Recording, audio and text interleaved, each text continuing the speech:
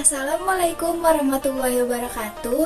Perkenalkan, nama saya Astutinda Sasmita, NIM 210111200 kelas 01 Sake 010 dengan dosen Bapak Hadi Prana Abadi, SPDI MPD. Pada materi kali ini saya akan menjelaskan modul 4, yaitu sumber hukum Islam Al-Quran. Dengan subpembahasan yang pertama, mengetahui sumber-sumber dalam hukum Islam. Yang kedua, mengetahui hakikat Al-Quran. Yang ketiga, mengetahui Al-Quran sebagai sumber hukum yang utama. Mengetahui sumber hukum Islam. Sumber hukum Islam adalah kumpulan undang-undang atau peraturan yang dijadikan pedoman untuk mengatur hidup manusia. Sumber utama hukum Islam terdiri dari 3 hal, yaitu Al-Quran, hadis, dan ijtihad. Setiap umat Islam wajib taat dan patuh pada Allah atau Al-Quran, Rasul atau hadis, dan ulil amri atau ijtihad. Hai orang-orang yang beriman, taatilah Allah dan taatilah Rasulnya, dan ulil amri di antara kamu. Quran Surat An-Nisa, Juz 4, ayat 59. Macam-macam sumber hukum Islam. Yang pertama ada Al-Quran. Sesungguhnya kamilah yang mengumpulkan Al-Quran di dadamu dan menetapkan bacaannya pada lidahmu. Itu adalah tanggung jawab kami. Karena itu, jika kami telah membacakannya, hendaklah kamu ikuti bacaannya. Quran Surah Al-Qiyamah, Juz 75, ayat 17-18. Al-Quran menurut istilah kalam Allah Subhanahu wa Ta'ala dimulai dengan surah Al-Fatihah dan diakhiri oleh surah An-Nas. Yang kedua ada hadis. Hadis disebut juga dengan sunnah, ialah perkataan, perbuatan, ketetapan, dan persetujuan dari Nabi Muhammad yang dijadikan landasan syariah Islam. Hadis dijadikan sumber hukum Islam selain Al-Quran. Dalam hal ini, kedudukan hadis merupakan sumber hukum kedua setelah Al-Quran. Yang ketiga, ijtihad. Sebuah usaha yang sungguh-sungguh yang sebenarnya bisa dilakukan siapa saja yang sudah berusaha mencari ilmu dan memutuskan suatu perkara yang tidak dibahas di dalam Al-Quran dengan syarat menggunakan akal sehat. Nama-nama Al-Quran. 1. Al-Quran artinya bacaan, karena isinya adalah firman Allah yang bisa dibaca oleh siapapun. Bismillahirrahmanirrahim. Innahu laqur'anun karim fi kitabim maknun la yamassuhu illal mutahharun tanzilun min rabbil alamin. Artinya, ayat 77, sesungguhnya Al-Quran ini adalah bacaan yang mulia. Ayat 78, pada kitab yang terpelihara atau Lauhul Mahfuz. Ayat 79, tidak menyentuhnya kecuali orang-orang yang sucikan. Ayat 80, diturunkan dari Rabbil Alamin. Quran Surah Al-Waqiah, Juz 56, ayat 77-80. Yang kedua, Alkitab, artinya yang ditulis. Karena dia ditulis dengan lembaran-lembaran yang dikumpulkan dan dijilid menjadi mushaf. Itulah Alkitab yang di dalamnya tidak ada keraguan petunjuk bagi mereka yang bertakwa. Quran Surat Al-Baqarah, Juz 2, ayat 2. Yang ketiga, Al-Furqan, artinya pembeda. Karena dia yang membedakan antara yang hak dan yang batil, antara yang benar dan yang salah. Maha suci Allah yang menurunkan Al-Furqan atau Al-Quran kepada hambanya agar dia menjadi pemberi peringatan kepada seluruh alam. Quran Surat Al-Furqan, Juz 25, ayat 1.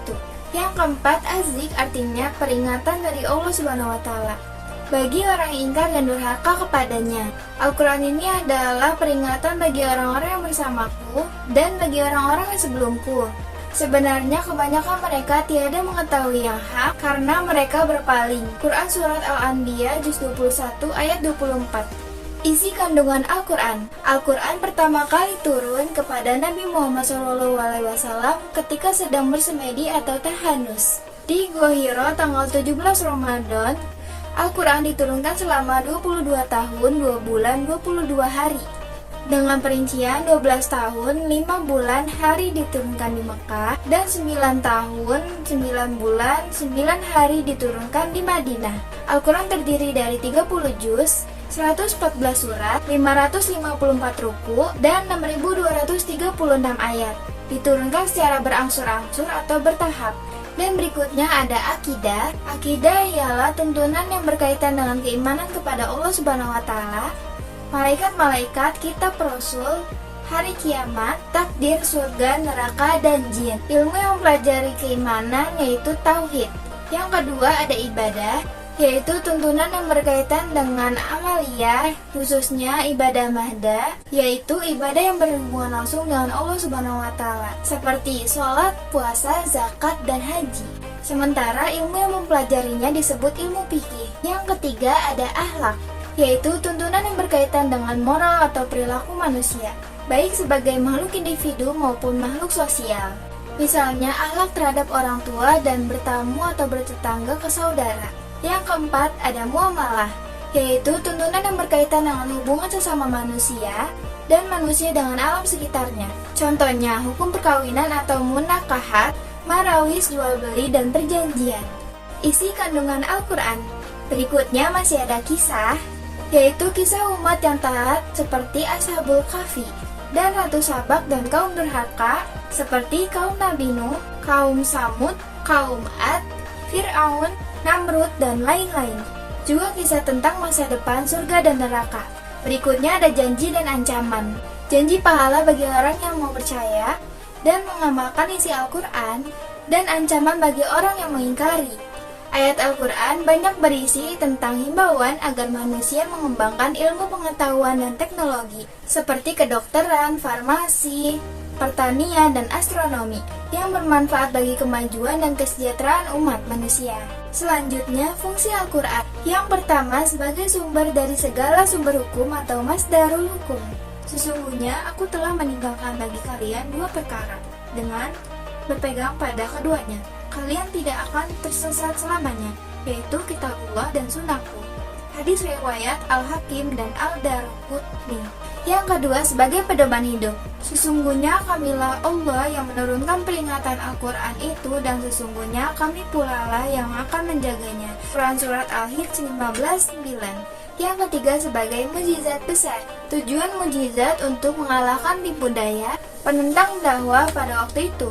Akan tetapi semua mukjizat itu telah hilang bersama dengan wafatnya para nabi dan rasul. Hanya Al-Quran saja satu-satunya mukjizat para nabi yang masih bisa dilihat, disentuh, dibaca, dan didengar hingga saat kini. Yang keempat, sebagai pemberi syafaat.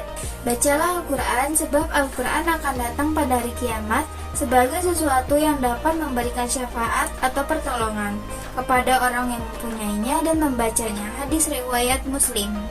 Bukti kebenaran Al-Quran.